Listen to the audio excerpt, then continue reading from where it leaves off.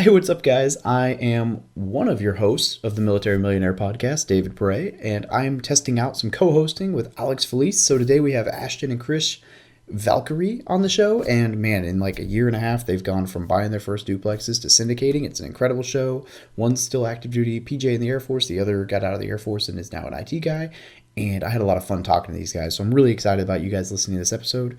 Don't forget, show notes are found at fromilitarymillionaire.com/podcast. Now relax and enjoy the show.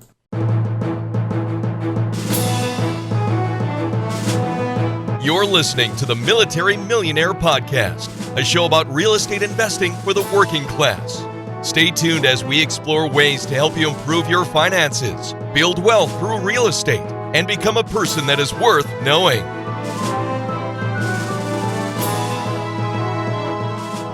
Hey guys, if you're looking to take your investing, business, life, or just yourself to the next level, then I have something for you. The War Room Real Estate Military Mastermind Group is a mastermind group that meets weekly in small groups of 5 to 6 people to help you hold yourself accountable and really experience that growth. But we also have a monthly guest speaker that we bring in, and we've had guest speakers that talk about mindfulness, taxes.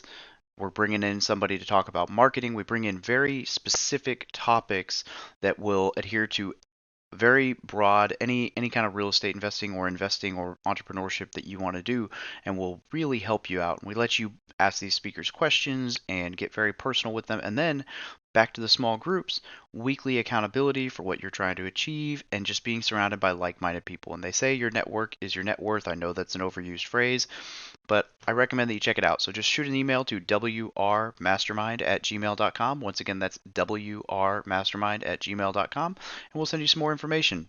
Hey, what's up, everybody? It's Dave from Military Millionaire, and I'm here with Ashton and Chris and Alex Felice, who is going to be a totally different episode. So we've got two brothers who both Air Force vets or still in, who do a lot of real estate investing, and were crazy enough to agree to come on the show when I posted online saying that Alex Felice was going to be my co-host. And if you know Alex, you know that means that nobody knows what's about to happen, and I'm probably not going to edit any of this, so you're going to figure it out as we go. But I guess I should let my co-host introduce himself real briefly, and then I'll let the guest introduce themselves. So Alex, let's if in case nobody knows who you are. In case, my name's Alex Felice. I've done this show with David a few times prior service. I got out a long time ago, in 05 actually, and I've been investing in real estate since 2014-ish, 16. And Ashton, I know you. Yep. Yeah, we met. Yeah. In Fayetteville, your hometown. Well, where you invest. Okay, now I'm mad. That's bullshit. Actually, I'm in I don't know Fayetteville. where you're from. But. I'm from Rhode Island, that's why I got an attitude problem. But yeah, we met in Fayetteville, but I didn't meet Chris. I don't think. Chris, where do you live? Yeah, I'm in Phoenix, Arizona. So, excuse me. I got out in 2010. I was a firefighter in the Air Force and currently work in IT. But actually, about a year ago, I reached out to you on Bigger Pockets and hit you up for some questions on delayed financing. But probably amidst the thousands, yeah. So did I respond? I didn't. Yeah, you were cool. Yeah. Oh, okay. Answer okay. back. It was helpful. So yeah. Okay. I try not to let people fall through the cracks. I try to get to everybody. I think I've shared your Bigger Pockets podcast. What was it, 301, to quite a few people because everybody has questions on that delayed financing stuff, and I'm like, hey, this guy knows his stuff. I think he does. I think he sounds like he does. So yeah. Probably the only person who's ever messaged him. He's just pretending he doesn't remember. Yeah, I'm just so popular, I can't remember. Sorry, I'm so busy. All right, Ashton, what about yourself? I'm still in the Air Force. I'm coming up on 20 years. And about a year and a half ago, my brother and I'm a PJ in the Air Force, but my brother and I started investing in real estate and just dove in head first and learning everything we can and talking to everybody we can, networking with everybody we can, and, building up a decent portfolio so far and much more to come. So happy to be here. Right on. For those of you who don't know, being a PJ is not, your typical Air Force dude. So my only experience, I was going to tell this to Ashton because I thought it was funny, and Alex told me to shut the hell up and record. So I'm going to tell it now because I guess it is kind of funny. So my only experience personally interacting with PJs is we had a medevac in 2010 in Afghanistan. We called in the bird, we posted security, whatever. And I run the stretcher out and I do the thing. And there's like someone in a turret took a couple pictures and I'm like, oh, it's a cool picture. I look like I'm doing something useful. And then I kneeled to post security in the middle of the desert. And if you've never been next to a helicopter when it takes off, it's fun. I literally was like bleeding out the back of my head and it knocked my Kevlar wasn't clipped on all the way up there. It knocked my freaking Kevlar off and almost knocked me on my face. And so there's a video and all you can see is the rotor wash engulf me. But I know every time I see that little clip that there is me being tossed around like a chew toy in the desert. We will put that we will put a link to that video in the show notes for sure. For sure. Oh man. All right. I would love to see that. You guys decided about a year and a half ago to get into real estate, and walk us through where that went. Sure. Take it, Ashton. Sure. Yeah. So actually, I got introduced to it a while back. Some guy was house hacking. I met him out in the middle of the desert. And he started talking about it, but we didn't actually act on it until middle of 2018. Chris, who my brother, who's got the IT job, kind of brought up like, hey, I want to do something else. I'm looking at this real estate thing. And we should check out this Bigger Pockets. You know, everybody goes to Bigger Pockets, same old story, right? But yeah, so we did that. And then I'm like, man, this is exactly what that other guy was telling me 2 years ago. And so we kind of just jumped right on in. But it started with, we bought 2 duplexes. I think it was, what was it? Chris was like 209,000. 2 duplexes. I think they were 1960s and it was 209,000. Pretty rough shape. Yeah. 1930s. Oh, 1930s. Shit. It was even farther back. Where are they located? Can we cuss on this show? Good. Where are they located?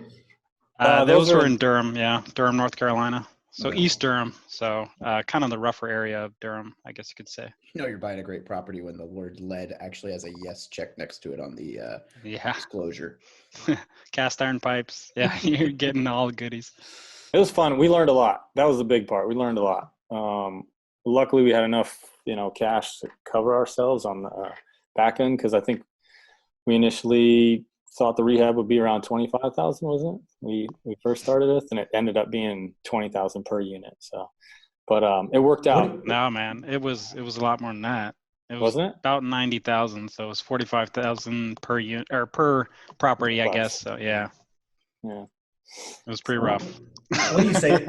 What do you say to people that are new to real estate, that are looking and they're trying to get into their first deal with low or no money, and then they have no reserves? Don't do that.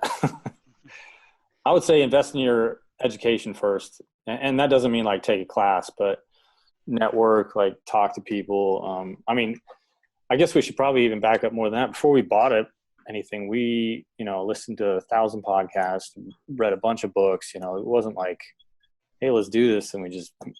Well, almost. We did start making offers, but they were terrible offers, and none of them got accepted, thankfully.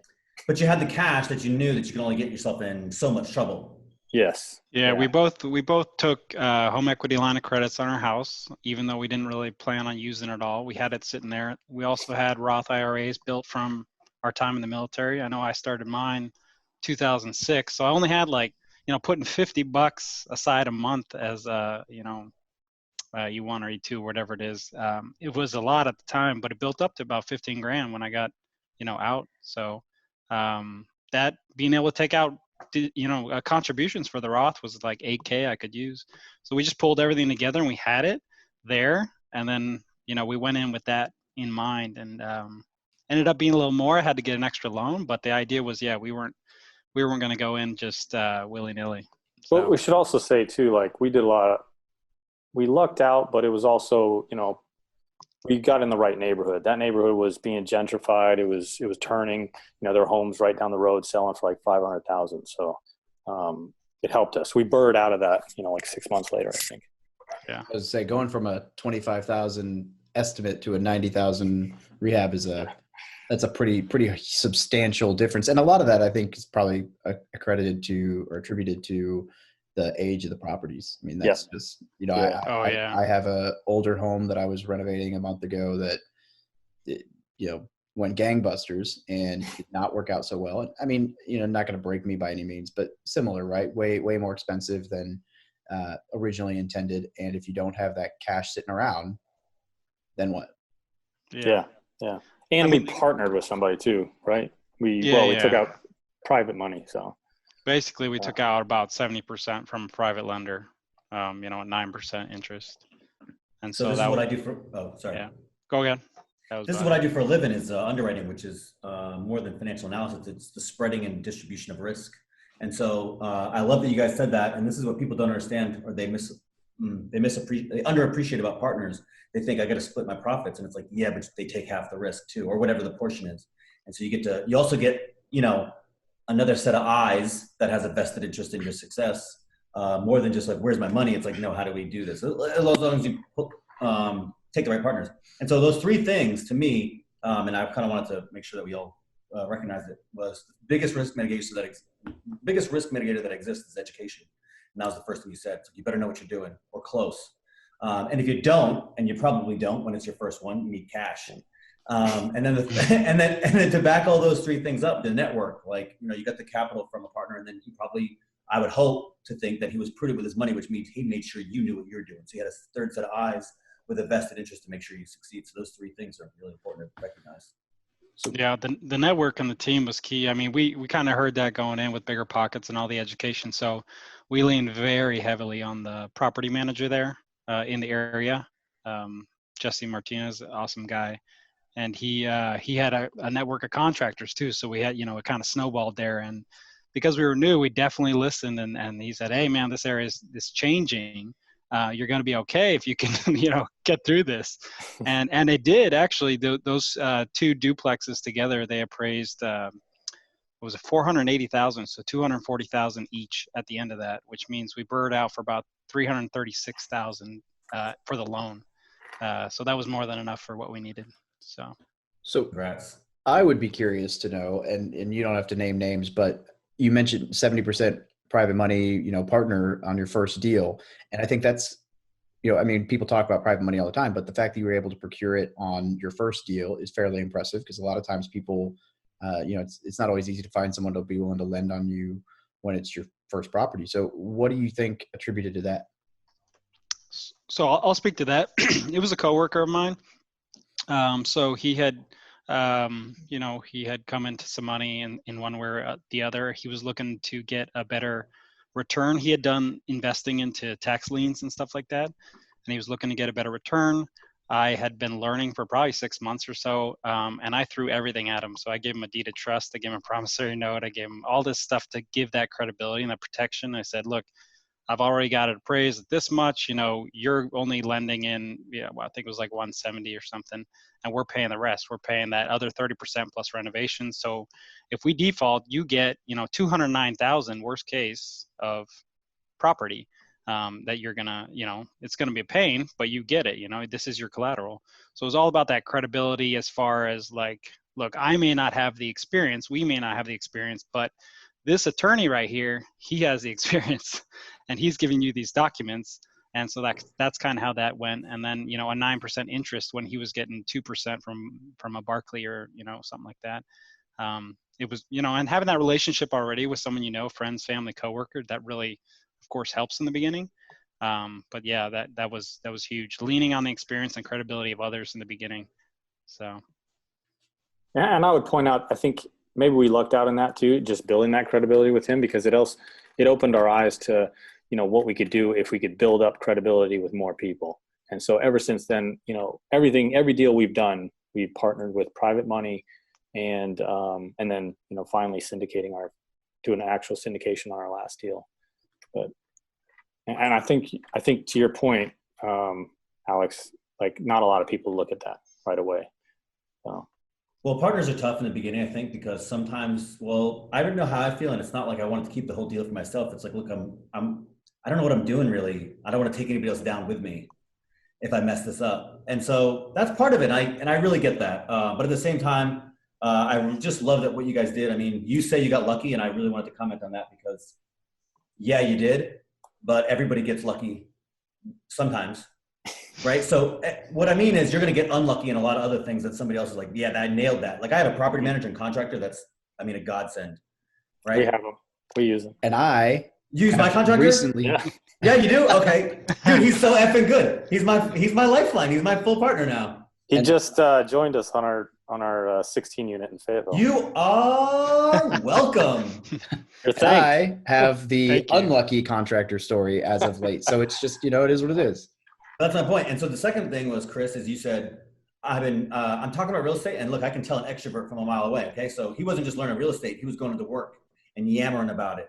Right. And so the guy's like, man, I've been hearing about this guy about real estate for 6 months, and he knows what he's talking about. And, it's like the world, the things align. But so a few things, you got lucky that you knew him, sure, but you didn't get lucky that you were in his ear about it. That was you. And so that's the same way I met Roderick, right? It's like, hey, if you talk to me for more than 12 seconds, and we're going to talk about real estate. And so eventually, somebody else will be like, oh, I like real estate too. Boom, best friend, done. But you gotta hit every single person to do it. So I just love that story because it's the way you can make that story sound like you got lucky, or you can make that story like, look, there are principles here that apply always. So sure, you might be going 6 months asking every warm body for money, and they're like, no. And it's like, but what about tomorrow? You're gonna meet somebody new, and the point is to just be in their ear. Yeah. I really like that podcast. Sorry, I really like that podcast.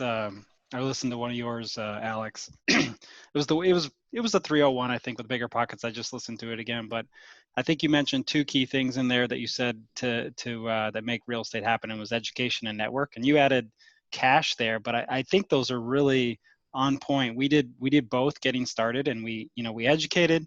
And then we somehow reached out to our network, or we found the network to enable us with our management and game plan. And those were key in the beginning. So I've been saying that for 3 years. And actually, it's funny you bring that up.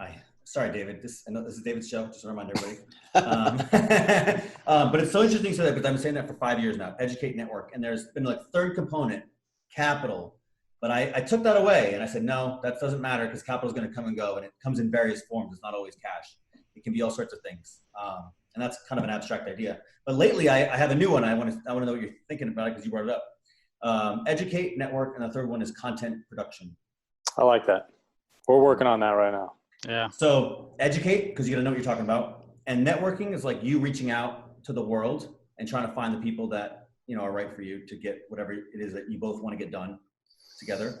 And then the third piece, content production, is like, it's networking in inverse. It's instead of you going out, it's you bringing people to you like a beacon. Adding value. Yeah. And add value and adds credibility. Yep. Yeah, I've been saying learn, network, and take action for years. And the take action piece is really just kind of a general, like, look, if you don't get off the X, nothing ever happens. But I'll tell you right now, content, absolutely. I've had some crazy opportunities come up in the last 6 months, year, just from, if you're listening to this, ta-da. Yeah. So like, it is what it is, but it works. And this is the piece that I think, like with podcasting and some of this stuff, when you talk content, I may not have ever had time to sit down with the four of you or the three of you at once and talk like this. Right. And so I've gotten to meet some people and talk to people that I would never be able to get a half hour, an hour of their time because of this, because people realize content's important. So I think I say never, right? Like, I'm not trying to undermine myself here, but like, time's valuable in podcasting and stuff like that. Like content, it just opens so many doors. It's cool. Oh yeah. You're pretty good at it from what I hear. Oh, well, that's just Alex. All right. So before we just walk down the rabbit hole of talking about podcasts and YouTube and random stuff like that, you guys ended up syndicating. So where did you go from duplex to syndication in a year and a half? That's not, that's a pretty big leap. So I'd love to hear some of the stuff that went on in between. Sure. You want to go, Chris? Yeah. Yeah, go ahead. Run with it. No, you. Okay. Yeah. Okay. So basically, Ashton's pretty cool because he's got the hype. So I'm kind of like are we ready? And he's like, let's go. So we did those 2 duplexes, and I was kind of recovering from that shock of a lot of money just poured into 2 duplexes. And then we pretty much followed a duplex. What was it? Probably if we bird out. Even before we bird out, we were closing on another one, another duplex, small one that was 950 square feet. And then following up, like even 2 months after that one, we did the same, a 950 square feet duplex. And those were a lot easier condition, 1980s, definitely small. The interesting thing, they rented just the same unit price as the bigger duplex that we did in the beginning, those were about 1350 square feet each. So it was kind of interesting, but they were older, of course. So we did 2 duplexes start, then we did 1 duplex, another duplex 2 months later. Then we jumped into a 5-unit next to Durham in an area called Burlington. And then I think we were, the same time we put that 5-unit under contract, we freaking put a 13 under contract. And so at that point, I was freaking panicking. And Ashton said we're right on track. So, when you're put in a situation, when you have a good deal in front of you, it's under contract, and you have to make it happen. Otherwise, you lose that earnest money or that due diligence. Like magic happens because you really go out there and make it happen. There's no going back, So you have to be. So it was great for us. We started reaching out to our network. We started figuring out, okay, we need a bigger network. Now we're just great. We're hitting meetups all the time. I'm doing blogs once a week. I'm reaching out to coworkers, friends, family. We're starting to create emails, MailChimp newsletters, that kind of thing. The network's building. And the people that invested with us originally may have been coworkers, friends, and family, but as we did those deals, they kept coming back. And maybe this time, the first time they gave 25 and invested 25, and then when the burr went through, they're like, oh shit, I should just come in for a little higher. I got all this money sitting. That 9% was nice. Okay, this one is at 12%, or this is at 13% because it's a bigger portfolio. So it kind of started building. So we did that. We went to the 5-unit, went to 13-unit. They pretty much closed the same time. I want to say end of July 2019, was it? I think it was a little bit later. A little later. Yeah. It's close. Yeah. Something like that. So yeah, and the 13-unit was it was a portfolio deal. It was in Fayetteville. It was 2 quads. But I guess and it a was. duplex. Right. It was all on one property. Yeah. But they're all right next to each other. They were called Bull Run Apartments. So we're still stable. Yeah, where is that? It's off 1734 Shiloh. It's off Shiloh Drive. It would be southwest Fayetteville. What are the rents? Is it 1-1s or 2-1s? They're 1-1s, and rents are $550 average right now, or $570 average, I think. Are you having trouble with it? Not yet. Why? A little bit. Well, we had to evict one guy. Yeah. Or How long girl. have you had it? Well, since fall of 2019. Yeah. I have one similar. It's been annoying. Yeah. We're working through some issues. It's definitely, it's a C class. So there's some issues there, but we bought at a really good price. I think it was $38,000 a door. So that's good. So that's they were not not bad shape, honestly. We raised the rents without doing anything within the first month, I think. That's a win. That's cool. So did some exterior renovations so far, cut back grass, cleaned up the exterior, and we're slowly turning unit by unit, getting some of that tenant turnover as the rents go up. But and then kind of when we did that, we were still hungry. We wanted to get, what were we trying to hit? Like 50 or? We wanted 50 more by the end of the year. Yeah, 50 more by the end of the year. Yeah. I think it was October, November 2019, we found a 16-unit in Fayetteville that for us was the nicest property we've done so far. It was 2-bed, or it is 2-bed, 2.5-bath townhomes, and they just look nice. Even from the start, they're like a B- C+. 1997 build. Yeah, 1997 build. So those we're looking to get around 800 rents. We had 3 property managers that confirmed that could be done. So and now RJ. Yeah, and awesome recommendation. So we're excited with that one. That one was a full syndication. The previous ones were more joint venture agreements, LLC, partnerships. So this last one we did was an actual. We did a 504 syndication. So that just means you have to comply with state filing, state regulations.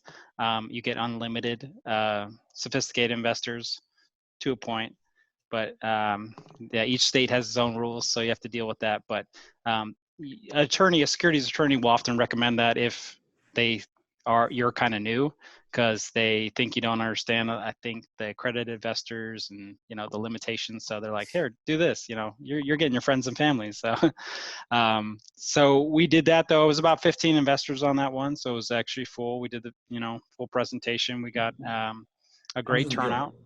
How much was the deal? That one was 960. We closed 960,000. We closed 950,000. It appraised at 970. So we had 20 already built in.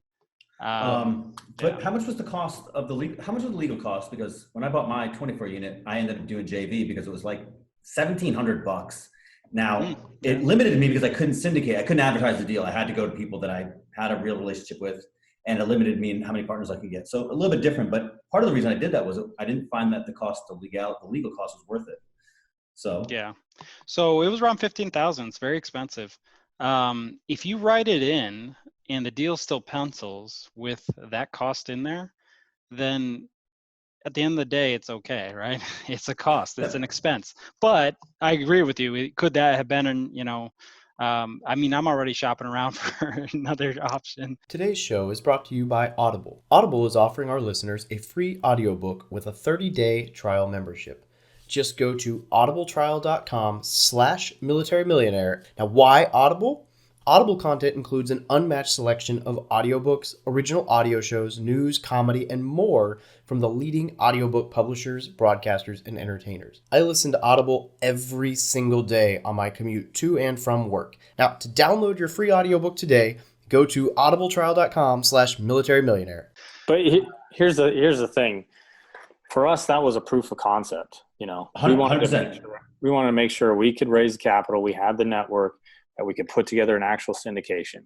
And, is every one of these going to be 100, a home run? Maybe, maybe not, probably not, but we're learning. And I think the biggest thing for us, and just going back, I think if I went back 2 years and listened to the two guys that, did all this in a year, I don't know what I would think about it, but I think the reality is when you make that commitment to succeed, no matter what, you're going to learn everything you can. You're going to try everything you can, talk to everybody you can. And I think that's where we really shined, is we made that commitment to success, and I know I said we got lucky, but what's that saying? Luck is when opportunity meets hard work. Yeah. So I really do believe that. It's easier to say lucky, but, yeah, we were absolutely committed. You want to talk about getting up early and then going to work, working on this and then going to work, and then coming back, picking up your kids from school and then going home and then doing this until, 10, 11 at night. That's what we were doing. That's what we're still doing. So, and there's a reason for that. Yeah. Yeah. There's a reason for that, right?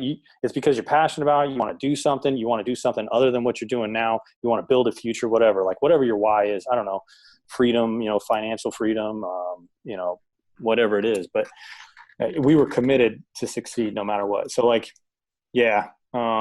really happy with that syndication. We probably could have saved a lot of money. Hey, next one will be better. Look, I'll bust your balls when it's appropriate, but I was just curious because I was simply curious because I went through the same dilemma, and I'm just curious how you guys solved it, versus how I did. But I love all three of your, all your deals that you spoke about. You had this one underlying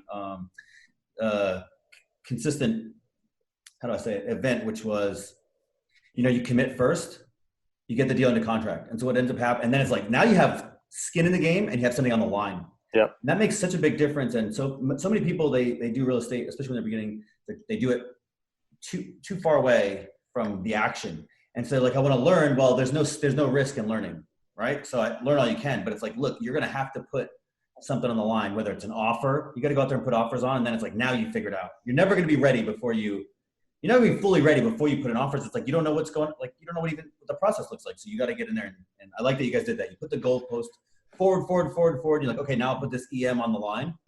Now I'll make it happen because I don't want to lose the $5,000. Yeah. Yeah. That was literally my quote on Instagram this morning was, you're never going to be ready. Just go for it. Yeah. It's a very common theme that, I do a bunch of posts on Bigger Pockets and try to help people from what I know so far, and talking to people around work. about real estate, and it's common. It just keeps coming up that everybody says, well, waiting for the market, or I'm waiting for this, or I don't know how to analyze a deal yet, so I'm going to wait until I listen to 10 more podcasts. And I'm like, look, you just got to start doing it, and then take that step, and the first one's going to suck, and you're going to learn a lot, and the more you learn, the second one's going to be much better. So just have reserves. Have reserves. Have a plan B too. I really like Joe Fairless's I read a lot from his book. I read it like 3 times, the best ever real estate syndication book, and there's 3 laws they listen there, buy with cash flow, buy with reserves, and use long-term debt. And long-term debt, you could say, okay, well, I'm doing something a little different. It's up to the the operator. But I do think, buy for cash flow, have reserves. Like, it's key. So. Yeah. I mean, I'm testament. Had some stuff go wrong this year, and without reserves, I would be totally screwed right now. But my biggest struggle, Alex and I had 2 or 3 phone calls about this. My biggest struggle was just figuring out, it wasn't, oh my God, I don't know what's going to happen now. It was, hey, I can't decide which one of these situations or solutions is where I'm going to go. Not to say that any of them were great options. It was still not a great scenario, but there was reserves. So, hey, I got these options, take a pick, right? And whatever. And I ended up going with one that, it is what it is. I'm just going to sell it, take a small hit, and end up getting my money back long-term from the contractor, hopefully. But I had the reserves to essentially redo the entire renovation a second time over if I had to. Not to say that you necessarily need that much, but it's nice to know that if the world ends, I could liquidate my 401k and pay off half my debt. Half my properties, right? So you guys are doing it smart, and I think that's cool. And I think I agree completely. Like the committing first. If you don't put something under contract, I heard once, like, a lot of people try to find a way to push their way towards a goal, and successful people try to set a goal that pulls them towards it. Yeah, I like that. And the way I always thought about it, I subconsciously did this. Like, say I want to run a marathon, and I'm like, oh man, I want to run a marathon. I grew up being like, hey, Alex, let's run a marathon. And then if he says yes, I'm like, shit. And that's like how I've done stuff forever. But the reality is, like, I know, okay, this is going to challenge me. I don't necessarily want to do it. Well, if I get someone else to do it, so committing. Yeah. Awesome. Yeah. I think you bring up a good point too. Having my brother there, him and I are really competitive. So when we say we're going to do something, holding each other accountable in that sense. Like, he would analyze the deal, and he would like, look at this deal, and I'll be like, dang it, I got to analyze the deal. So I go analyze the deal, or then same thing with raising capital. It's the same thing. He's like, oh, I got so many investors, and I'm like, oh man, I got to go to this many meetups to go meet more people.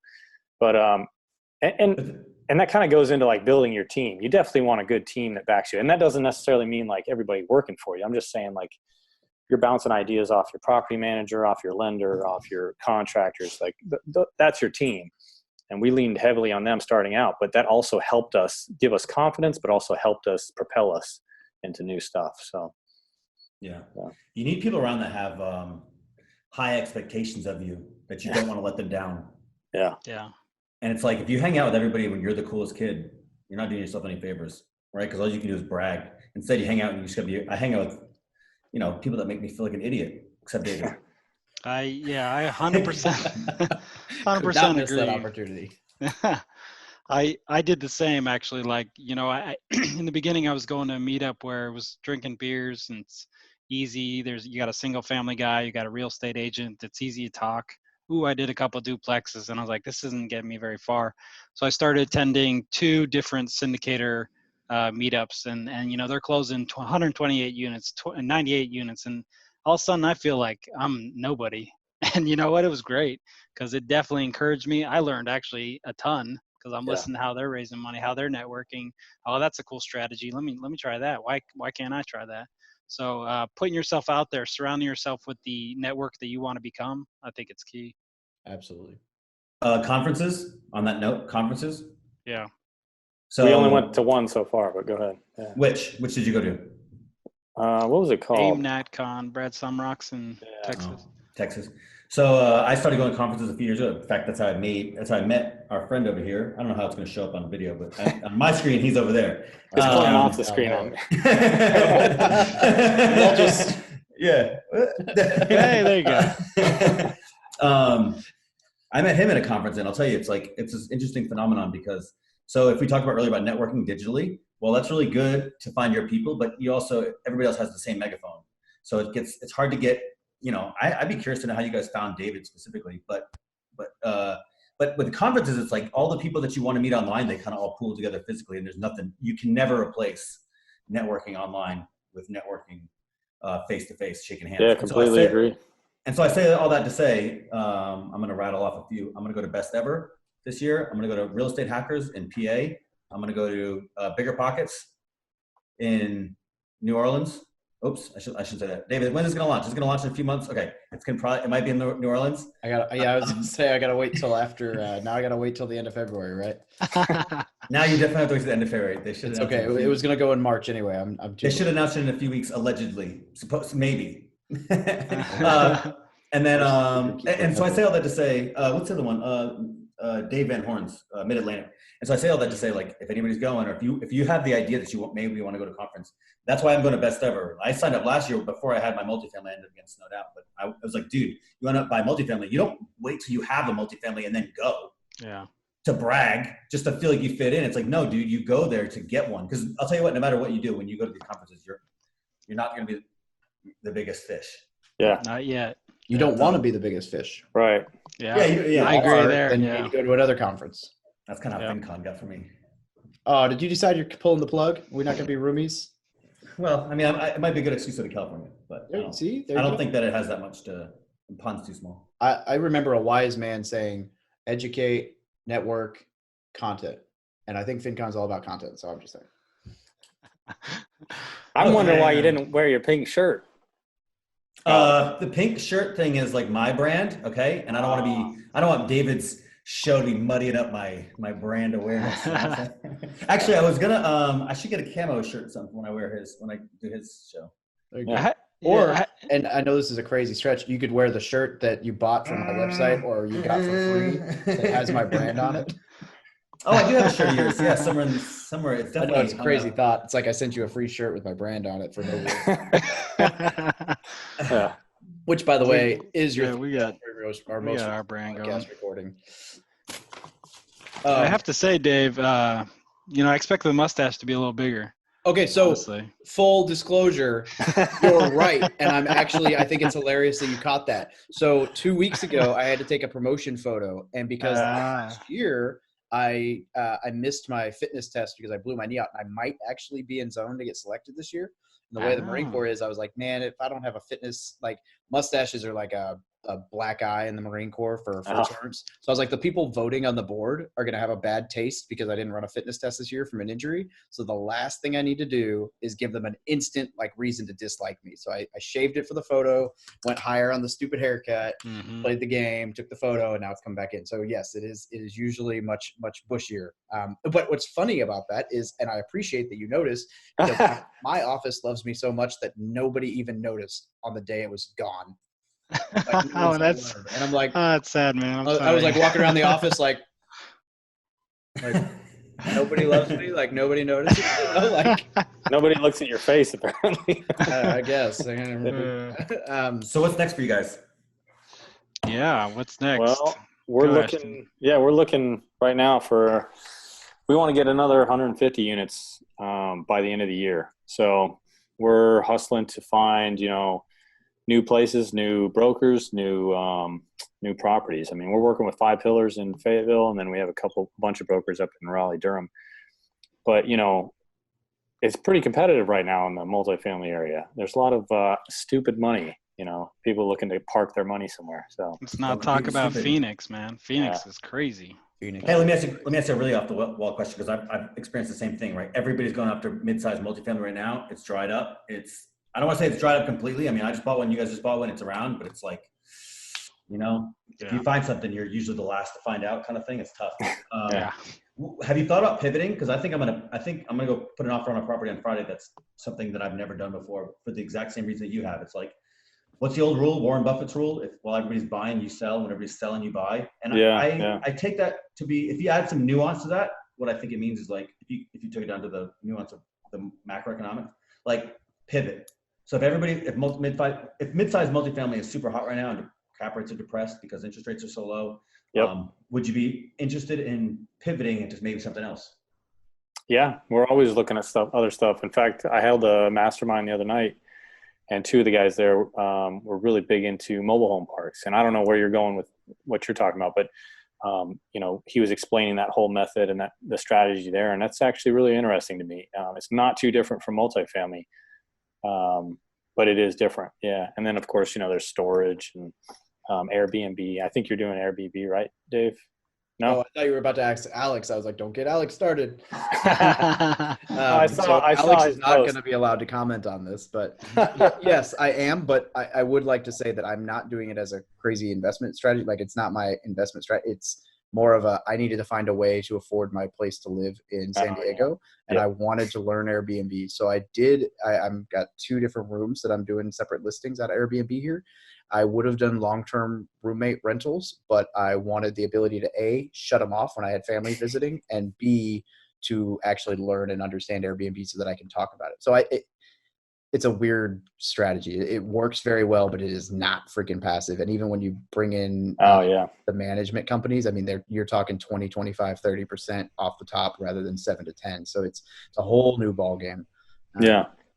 But mobile home, the other cool thing, and nothing's obviously recession proof, but I think they have a pretty good resistance just because, like, it's not an asset people are going to be forced out of. Like, it's affordable in all markets. Like, I mean, obviously there's always worst case scenarios, but I think it's I would almost be curious to know if it does better in a downturn. I don't know. I've actually heard it does better.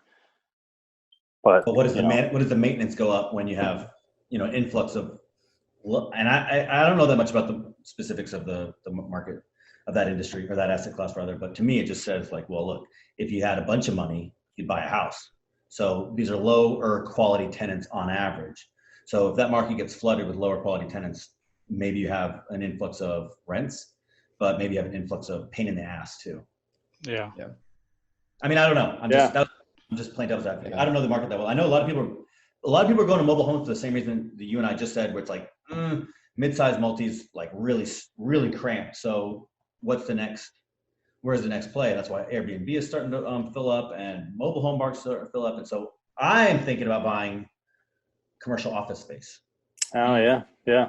I like the triple net lease. You talking about like triple net leases or no? Nah, something else. Like WeWork? Like WeWork. WeWork. Yeah, I was going to say WeWork. Kind of like that. Yeah. How would you think about one of those in Fayetteville? For a guy like me who goes to Starbucks every day to work. And it's I see. A place with good Wi-Fi and a printer.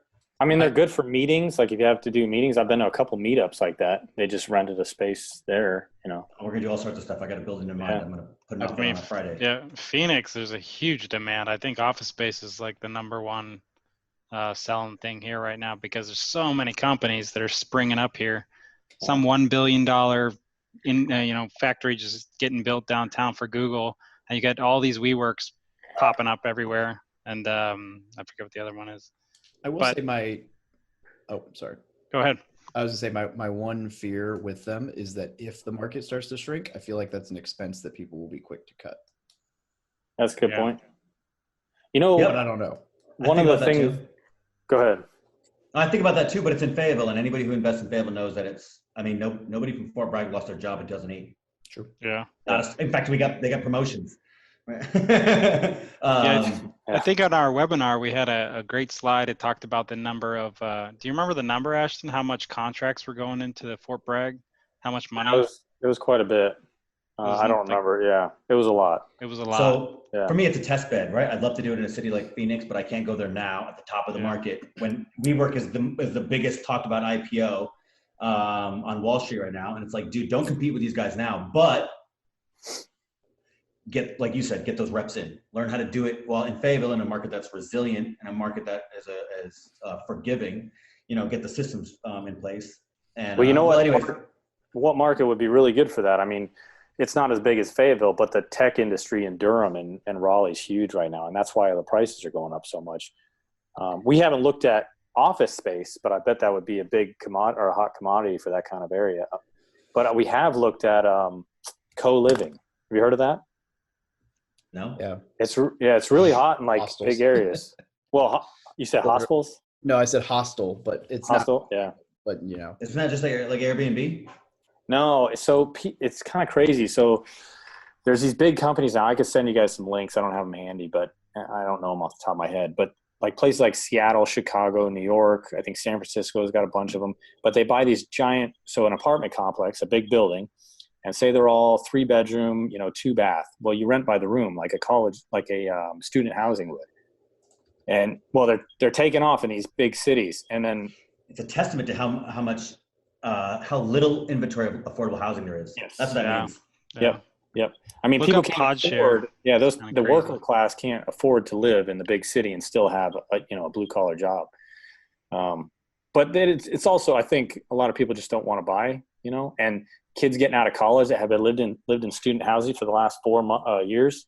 Maybe that seems more appealing to them. I don't know. But our cousin, she actually, and shout out to our cousin Bria, she actually designed one of them in Seattle, and it was a big hit. They had a coffee bar that everybody could use. They had like a bike shop. I think they had a garden on the roof. Everybody could plant their whatever. It's like mixed-use residential kind of thing. Yeah. So they There's so many cramped down interesting, they cramped down the sleeping space to get more communal areas. Yeah. It's kind of crazy. That's interesting. Here's your little bed. That's all you need. You hang out over there with everybody. Yeah. Yep. hey, It's huge in Japan. I know that. if you put a coffee bar in your little WeWork, you might save a couple $100 towards your rent off Starbucks. So So I don't want to say too much. I don't want you vultures to come down and steal this property out from under Too me. late, do it. man. We'll Too late. do I'm it already with you. writing this I already down. put it I'm under gonna put an offer on contract. it Friday, but I think I'm gonna Alex, get this let's do building- it. I'm gonna get this building for a little over $200,000, and it's 5,800 square foot. Oh wow. So we have a lot of room to do some interesting things, and it needs a lot of work, but that's kind of what I do, baby. So we'll see. But I'm curious because that's kind of where I'm at. It's like I really want to go out and buy that. I got that 24 unit last year, and I really like it, and I want to get another one. I'm getting good at you manage it for a few months, and you start to feel confident, and it's like, ugh. I'm competing against you guys. Jesus, like, how do I stand a chance? Let's join up. What are you talking about? No, but my point is, right? Like you, me, and everybody else are trying to get these mid-sized multis, and it's not to say that I don't want to do it or that it's not worth the competition. It's just like maybe I can find an advantage where other people are sleeping a little bit. Create an advantage. I absolutely love that the last 10 minutes of this podcast has just turned into like brainstorming different worlds of real estate, because that's really cool, because I always say like creativity is a huge piece and a huge component. And we have just gone through WeWork, multifamily, syndications, freaking, I don't even remember, Co-living. Mobile homes, whatever, in like a 10-minute period, and through like why, and you might want to deviate into that, some of the pros and cons. So I think that's cool. And I hope that the people listening to this hear that, like, just be open-minded, be creative. Like there's always a way to pivot, which is a good word, into something that's not super different, but could have good upside. So with that, I want to kind of start rolling into some of the questions I asked towards the end, because we've been talking for almost an hour. Means that 4 minutes left, technically. So yeah, I know I've got another show. I just messaged the other guy to say we'd be 5 minutes late. But that's cool. That means we got on a roll. So the first question that I always ask is, if like an E1, E2, like a young, 18, 20-year-old walked up to you asking for advice, what would you tell him? I would tell him to start educating himself and identify his why first, because if he identifies his why, the how will come into play. If he knows exactly what he wants and why, the how will find its way in there. Chris, do you have another? I mean, I always jump to strategy right away. And I remember, when I was first that age, and I was like, looking back, I'd be telling him, dude, as soon as you get out base housing, go do a house hack. Like, go get that BAH and go get some dudes living with you, buy a house and house hack. Yeah, that's definitely a good strategy. Yeah. It's a good starter strategy. You learn everything and your risk is much lower. Yeah. Oh yeah. What about buy a Mustang? You know what? Only if funny you you can say get over that. 20% interest. If you're gonna Uber, maybe, I don't know. That was before this podcast. I read the Flow Show or Show Flow, whatever that doc is for this, Yeah. and I was like, man, I wonder if I should say the car because they all do that. They all go buy a car. Yeah. I did. Buy Yeah. a car and get married. Yep. Yeah, I made all those mistakes. Maybe not a Mustang, but a Harley, whatever. So, Yep. that I totaled. Great. Oh, nice. So, all right. So, what's a good resource, book, website, course, whatever that you would recommend to anyone looking to gain that education? Chris, you want to take on? Yeah, definitely Bigger Pockets. There's so much content on there, so much free content, so many people trying to help. And it really, like, if you spend enough time with podcasts and you spend enough time just browsing the forums and reaching out for help, you're gonna become this almost expert even before you put your foot through the door. I think that's great. But, some of those books, The One Thing is awesome. We really like that book. We got tons of books to recommend, but definitely get out to Bigger Pockets, get out to some of these podcasts, just start browsing the podcast for real estate, turn your free time into education, your commutes, your cleaning the dishes. Yeah. I mean, go mow the lawn and listen to a podcast. It really whatever you got to do. If you're working out, I work out with podcasts. People say that's crazy. It's probably not as motivating as Rob Zombie or some shit, but it's definitely, it's taking that time and maximizing it and becoming an expert in the field. So. I like it. Yeah. I think, I think those are the One Thing's an awesome book. I like that. I like the podcast idea. Get educated, I think, is the key takeaway though. But, well, then I'll roll into the final question, which is, where can people get a hold of you guys? We got a website, Valkere Group. What is it? ValkereGroup.com. Yeah. Yeah. And we're on Instagram, and then of course Facebook. Everybody's on those now. But yeah, the handle's just at Valkere Investment Group. Yeah. That's VALKERE. There you go. Boom. That's perfect. So yeah, both on Instagram, both on Facebook at Valkere Investment Group, and then the website www.valkeregroup.com. Yeah, we're active on Instagram, we're active on Facebook, even got Twitter. Call us on LinkedIn. We're all over the place. That's our new stuff. We're all about the content now. We're all about finding the right venues and getting our message and growing the network and building the brand. Yeah, I like it. Yeah. Awesome. Well, guys, this has been awesome. Thank you for coming out, and I'm proud of you for surviving the first show with Alex. Hey, thanks for having us. Awesome. Thank you. Yeah. Thank you for listening to another episode about my journey from military to millionaire. If you liked it, be sure to visit FromMilitaryToMillionaire.com/podcast to subscribe to future podcasts. While you're there, we'd love for you to rate the show, give us a review on iTunes. Now get out there and take action.